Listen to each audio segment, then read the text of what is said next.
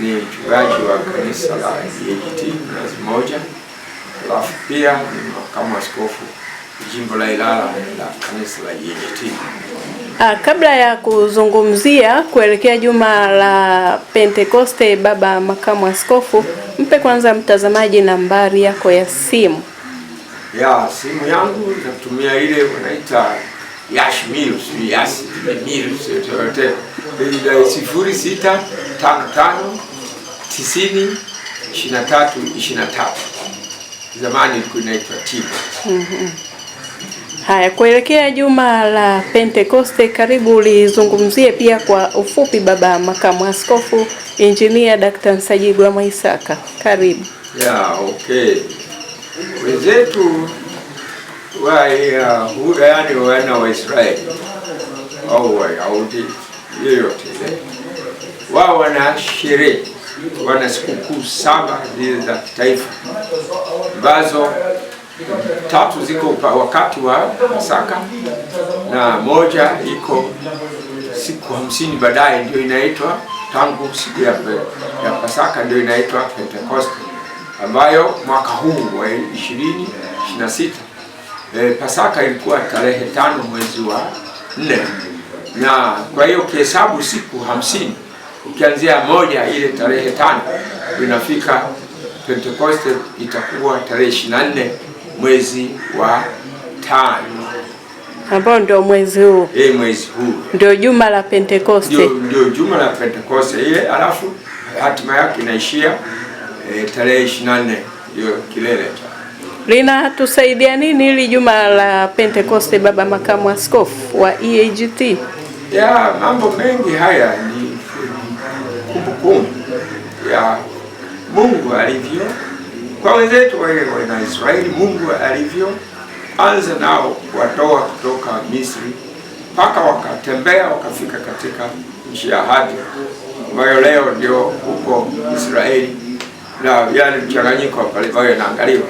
Lakini na kanisa lina umo ndani lina mambo hayo, na kwa sababu historia ya kanisa na safari ya Wanaisraeli inakuwa ni sawa tu, na kanisa linafaswa nalo liadhimisha sikukuu zaidi zile 3: Pasaka, alafu na siku ya 50 ambayo ni Pentekoste, ambayo na halafu kuna nyingine ambayo inakuwa Septemba Oktoba, ambayo ni siku ya upatanisho. Hizo ni muhimu sana kwa kanisa pia kuwekewa sherehe, na pia kwa ajili ya matoleo. Kanisa langu linaloliongoza huwa tuna sadaka maalum kubwa ya kutosha.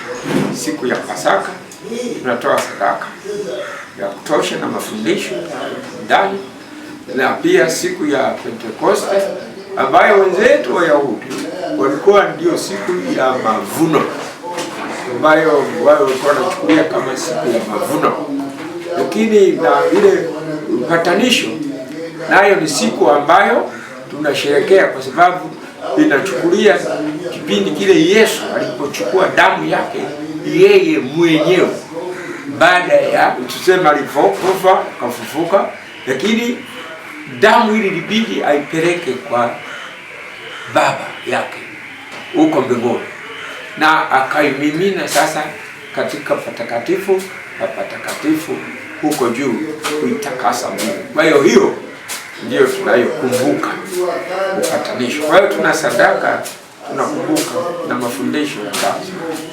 Hapa na mwezi nao unaingiaje ukilinganisha na wana wa Israeli pia, baba makamu askofu? Maana naona pia kama mtaalamu wa geography unaielewa kwa sehemu yake. Okay, mwezi yani tarehe, unajua kalenda, kuna kalenda nyingi tu.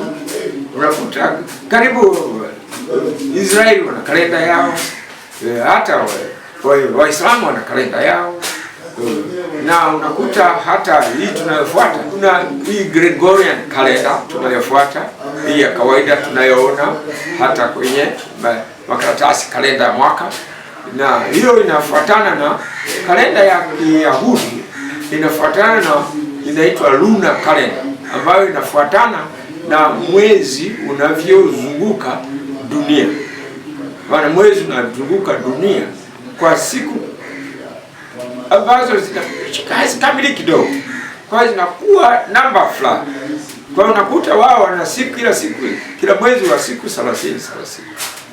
Lakini unakuta Gregorian calendar ina kama tunavyo nyingine 31, nyingine 25 au 28 au 29 Februari, kufuatana mwezi mwaka mrefu au mfupi. Halafu katika hiyo ni mzunguko wa dunia kuizunguka jua. Kwa hiyo ndio inazaa majira, yani kwa hasa watu walio kaskazini au kusini sana, kuna kiangazi, kuna kipupwe, kuna masika na kuna wakati wa baridi. Majira yale manne tunayoyafahamu.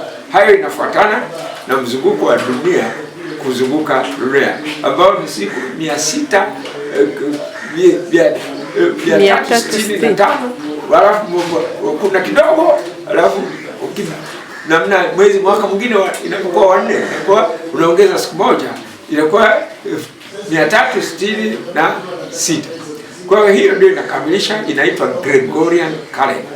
Lakini Wayahudi ndio maana unakuta siku zinahama. Hii ya Pasaka na zingine zote zinahama, kwa sababu wao wana lunar calendar ambayo ni dunia, mwezi unazunguka dunia.